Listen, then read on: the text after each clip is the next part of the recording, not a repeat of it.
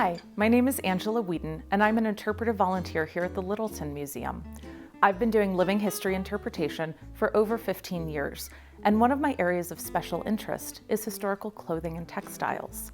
In this video, we will be exploring the ways that 19th century housewives brought color into their everyday lives. By the mid-19th century, American textile production had fully entered the industrial age. No longer were textiles being spun, woven, and dyed by women in their own homes or by artisans in small workshops. Instead, fabric was being mass-produced in large commercial mills in eastern cities like Lowell, Massachusetts, and dyed in large industrial dye works. Dyeing was an important and lucrative part of the textile industry. Coloring is one of the most delightful arts, also a most responsible branch of manufacture, and a good dyer makes a manufacturer wealthy, happy, and renowned, while a poor one brings ruin, bankruptcy, and misery. And not considering the fineness of the cloth or the faultless weaver, the color sells the goods. Although the process of dyeing was industrialized by the mid-19th century, the industry still relied on natural dyes. The very first synthetic dye, called moveen, was developed in 1856, but the vast majority of dyes still came from nature. So what did this mean for the average housewife of the time? Well, she had ready access to commercially produced fabrics in a rainbow of naturally dyed colors. She was still sewing most of her family's wardrobe and household linens by hand, and simply replacing something that was stained, faded, or out of fashion wasn't always practical. Luckily, these women had at their disposal many of the same natural dyes that had been in use for thousands of years and were now being used in industrial dye works. Dye stuff could be grown in the garden, collected from wild plants, or purchased from a store in the nearest town. Household manuals and ladies' magazines contained recipes and instructions for dyeing. As one recipe book from 1867 notes, dyeing is one of those domestic operations that every housekeeper occasionally has to resort to. Let's go to the 1860s summer kitchen now to see the 19th century dyeing process. All natural fibers can be dyed with natural dyes. This includes protein fibers, which come from animal sources like wool and silk. It also includes cellulose fibers, which come from plant sources such as cotton and linen. Fiber and textiles can be dyed at any point in the production process, from loose fiber to yarn to fabric to completed garments or other items. Loose fiber, such as this wool, could be dyed before being spun into yarn or made into felt. This is the type of dyeing that was least likely to have been done at home in the 1860s. Yarn could be dyed before being woven into fabric, knitted or crocheted into a garment, or being used for various types of needlework.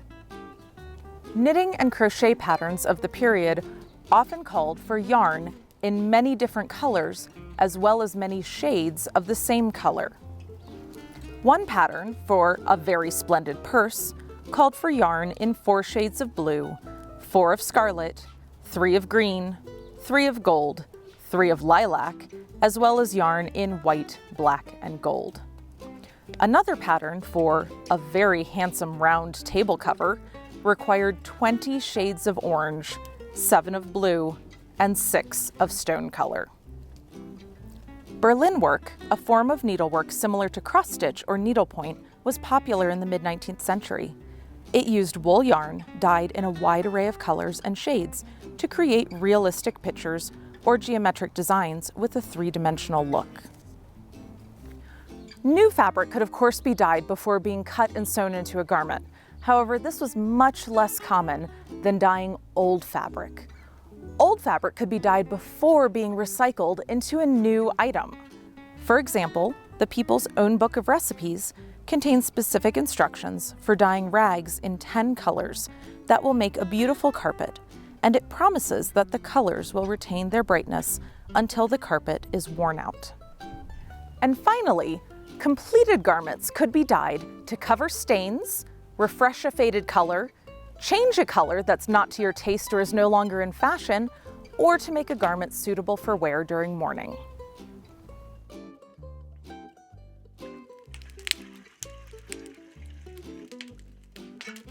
The items that we'll be dyeing today are a stained apron and a faded work dress. Because the apron started off a lighter color, we can overdye it yellow, while the work dress, which started off a dark print, will be dyed black. The first step to dyeing anything is to make sure that the items to be dyed, as well as the pots and utensils that will be used, are all perfectly clean. Period sources recommend boiling the items to be dyed for an hour in soap and washing soda before rinsing them. The next step is mordanting. The word mordant comes from French and it means to bite. Most dyes and fibers require some sort of chemical go-between to help them permanently adhere to each other. Mordants serve this purpose. Protein fibers are typically mordanted with alum and an acid, while cellulose fibers are mordanted with alum and tannin. Once again, the items to be dyed are placed in a pot of water with the mordant and boiled for an hour. And finally, it's time to dye. While natural dyes can be found in the animal, vegetable, and mineral kingdoms, the majority of natural dyes come from plants. These plants can come from faraway exotic places like logwood, which is found in the rainforests of South America, or, like onion skins, they can come from your very own kitchen or garden. Most natural dye is prepared kind of like tea. First, the dye stuff, placed in a muslin bag, is soaked in water to extract the dye. This is our logwood, and it's going into our large iron dye pot.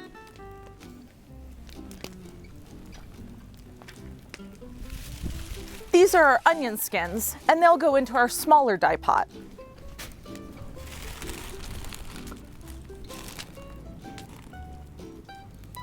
Additional chemicals, called modifiers, can be used to change the color of a dye. Today, we'll be using iron to modify our purple logwood into black logwood.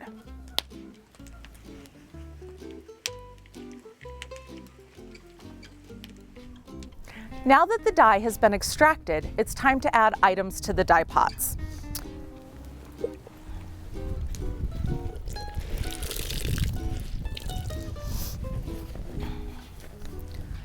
Our apron goes into the onion skin yellow.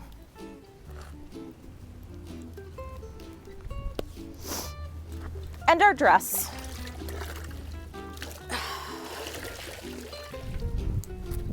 goes into the logwood black.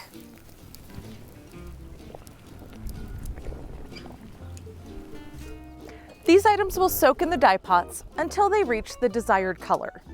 While they're soaking, let's explore some of the other colors that can be obtained with natural dyes. Yellow is the easiest color to get from natural dyes. It can be obtained from imported plants like fustic and annatto, garden plants like tansy and onions, and even from native Colorado plants like rabbit brush.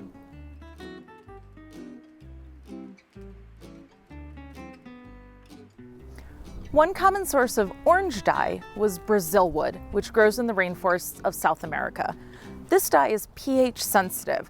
That means that adding an acid modifier like vinegar will enhance the orange tones.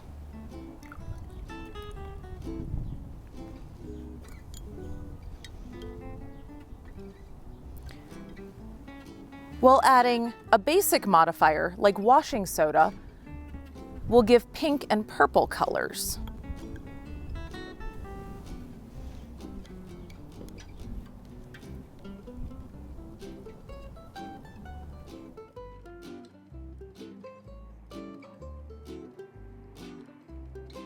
Another source of orange to red dye is madder.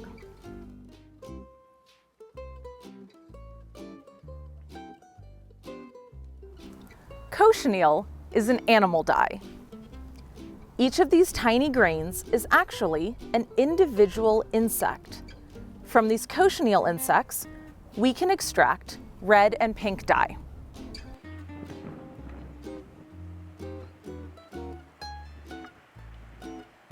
Indigo is one of the main sources of natural blue dye. It's also one of the few natural dyes that can't be prepared like tea. The dye stuff has to undergo a complex chemical reaction before it's able to adhere to fibers. Logwood, which we saw earlier in the video, gives a beautiful purple dye, which can be modified to black using iron.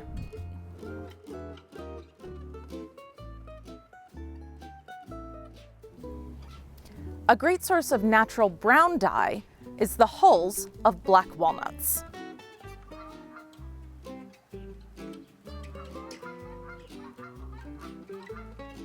You may have noticed that there is no green in our spectrum of natural dyes. That's because although many plants in nature are green, none of the natural green pigments are color fast on fiber. In order to get a green natural dye, you must first dye yellow with one of the many natural dyes that gives that color, and then overdye with blue using indigo. Our garments have been steeping in the dye pots for over an hour now.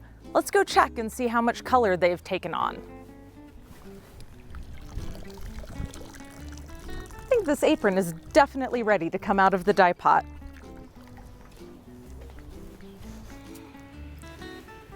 The dress is looking great and is ready to come out too.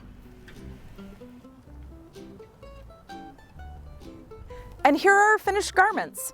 They still need to cool and then be rinsed and dried, but I'd say that this was a successful day of dyeing.